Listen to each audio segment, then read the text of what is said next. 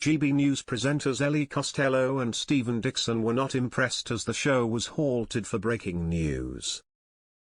GB News was interrupted by a breaking news announcement about the Labour Party's latest reaction to President Donald Trump's tariffs.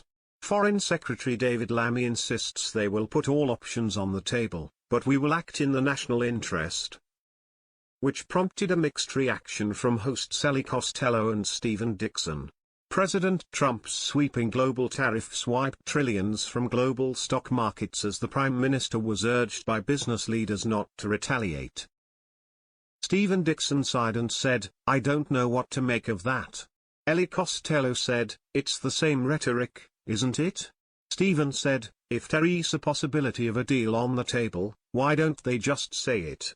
Which prompted Ellie to say, "They're stalling for time, aren't they?"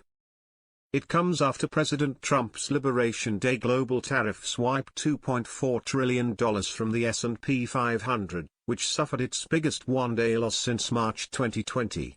The president imposed a new 10% tariff on UK goods, and today, the Labour government is considering its response to Donald Trump's tariffs. According to Trade Secretary Jonathan Reynolds, there is unlikely to be an immediate response. Meanwhile, Trump has claimed that Sir Keir Starmer was very happy with the sweeping new tariffs on the UK. On Thursday, Sir Keir Starmer said the world was beginning a new economic era following the tariffs. The Prime Minister said, "It is the beginning of a new era. We need to understand that, just as we have for defense and security, we have to understand the changing world when it comes to trade and the economy."